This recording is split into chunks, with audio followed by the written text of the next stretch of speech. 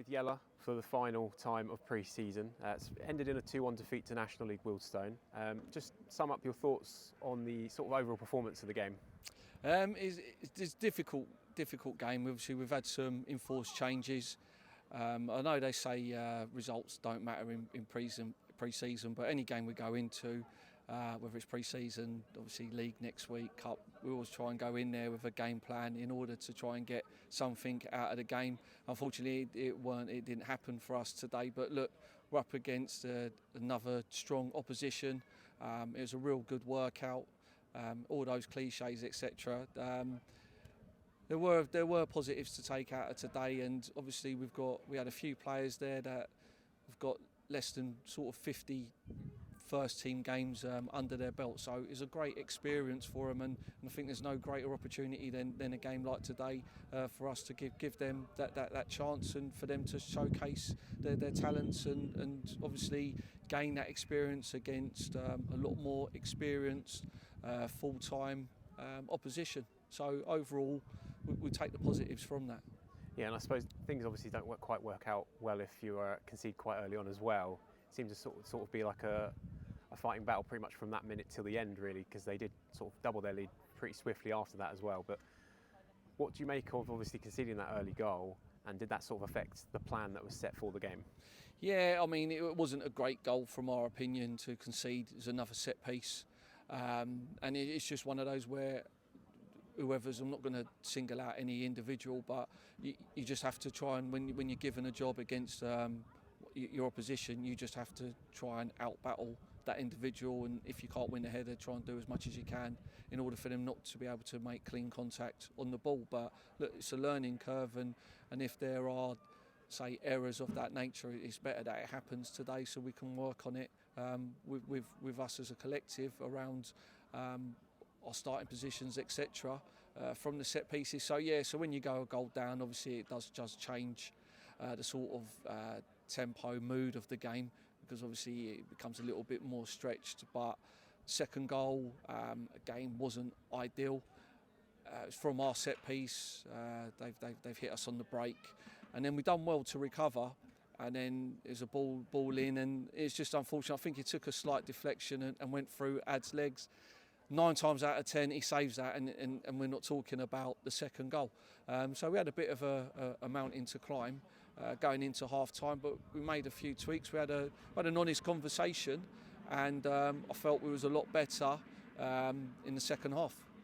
Yeah, turning a negative into a positive though, I mean, we might not want to be talking about the fact that Adam had to make a few saves in that second half, but there were some really, really good saves for him, wasn't there? Yeah, I mean, look, it's a great workout for him. He's done some excellent saves, and he's already proving why we brought Adam to the club.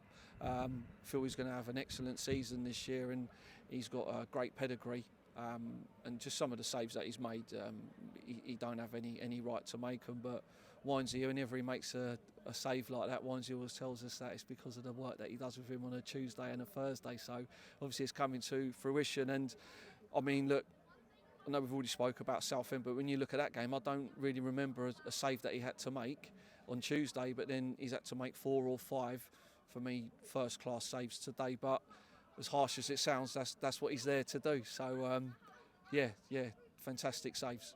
And then just a note on probably the standout moment for us was, were you aware that Jayden could pick out shots like that from inside his own half? Obviously, we'll say Scotty said that he's taught him that in training now. But look, the kid's got so much ability. He had a little bit of a setback this pre-season, so he picked up a bit of an injury, and we're kind of nursing him back into it. But we've got real high hopes for him. We know what an excellent technician he is, and that goal, like, I just think you can't teach that. That's just something that just comes naturally, and it was such a sweet strike.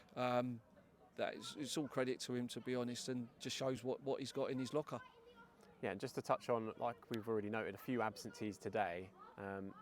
What's sort of the latest? Because we noticed Kiki Oshalaja wasn't obviously here today. I wasn't sure if that was an injury or not. And I believe Reece Greenwich also picked up a knock during the week. What's their situations like ahead of next week? So with Reece, it was more precautionary. We had a conversation, Scott had a chat with him yesterday, and it was like he wasn't 100%. So with all due respect, next Saturday's more important, so it was more a precautionary measure where we thought we wouldn't risk him today, just make the injury slightly worse, so it just gives him that extra recovery time, but by all accounts he'll be fit and ready and raring to go next Saturday. With regards to Kiki, when we signed him, we knew that he had family commitments this week, but he will be available for selection next Saturday. And then just a few more added ones that I think we've already had been touched on a few times by Scott. Obviously no Tyrese Dice again today as well. Yeah. How's his situation? He's getting there, he's making good progress now. It's one of them with Ty, again, we don't want to rush anyone back, because if a player comes back too early, you have that risk of losing him for a prolonged period of time. So again, we're nursing Ty, and if we have to wait an extra week or two in order to have him for the duration of the season, when we look at the bigger picture, we feel that's the option that we're going to take. So hopefully we're assessing it as each training session, etc. goes by, but Ty's closer to coming back, than not. So hopefully next week or two we'll have some positive news for him. Brilliant. And then just finally then, that's it now, pre-season is done and dusted. Are you looking forward to getting back into the real stuff as it's normally labelled? Yeah. And how would you sort of assess the entirety of pre-season now heading into that first game? I think pre-season as a whole has been a fantastic workout, and from the first game against Virginia Walters to, I'll say Tuesday, even today, I feel we're a million miles away from where we were from that first pre-season game. The lads have really bought into how we want to do things this season. They're all so keen and eager to learn. They listen, they take on board the information, and they try and implement it. And we've seen a real steady progression as a collective. And if truth be told, we're excited. We're excited for the season to start. Not say I hate pre-season, but it's so false. And it's one of them where, yeah, as you say, we can't wait just to get going now. I see, like, obviously the EFL started last night and there's games today, so yeah, you're just chomping at the bit. We'll go into this week, Tuesday, Thursday, in preparation for Tonbridge away. Can't wait to see the Rebels there in full force. Remember, we had a good sing-song there last season, I believe it was, or the season before. So yeah, hopefully we can get off on a positive foot and yeah, have another good sing-song at full time. Brilliant. Thank you, Tony, for your time. And yeah, as you said, we will see you at the start of the new season next Saturday away at Tonbridge Angels. Cheers, Con. Thank you.